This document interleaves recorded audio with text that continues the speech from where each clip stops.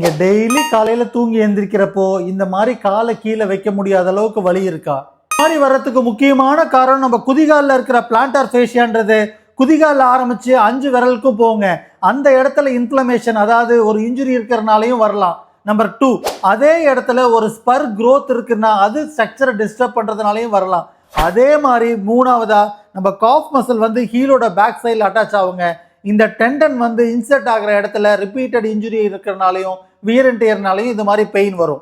அதுக்கு இந்த எக்ஸசைஸை சேவ் பண்ணிட்டு பண்ணுங்க, நல்ல வலி குறையும். நம்பர் 1, படுத்துட்டு காலையில எந்திரிக்கிறப்போ பாதத்தை நல்லா மேலே கீழே மூவ் பண்ணுங்க. நம்பர் 2, காலை மடக்கி வச்சுக்கிட்டு பாதத்தை நல்லா மேலே தூக்கி தூக்கி விடுங்க. நம்பர் 3, ஒரு காலை மடக்கி வச்சுக்கிட்டு எந்த காலில் வலி இருக்கோ அதை ஆப்போசிட் நீ லெவலுக்கு லிஃப்ட் பண்ணிட்டு பாதத்தை நல்லா மேலே கீழே பண்ணுங்க. ஒரு ஃபர்ஸ்ட் ஸ்டெப் இறங்கி நடக்கிறதுக்கு முன்னாடி காலை நீட்டிட்டு நல்ல புல் டுவர்ட்ஸ் இவங்க நல்ல பாதத்தை மேலே கீழே மூவ் பண்ணுங்க. நம்பர் 5, கால் பாதம் கீழே படுற மாதிரி வச்சுட்டு குதிகால நல்லா மேலே தூக்கி தூக்கி விடுங்க. டெய்லி நம்ம தூங்குறப்ப தாங்க கிராஸ் பிரிட்ஜ் ஃபார்ம் ஆகி ஹீலிங் நடக்கும். அது லெஸ் பிளட் சப்ளை இருக்கிற இடம்ன்றதுனால ஹீலிங்க்கு ஃபார்ம் ஆகிறது, கிராஸ் பிரிட்ஜ் பிரேக் டவுன் ஆகிறது தான் ரொம்ப நாளாக அது வலியாக இருக்கிறதுக்கு காரணமாக இருக்கு.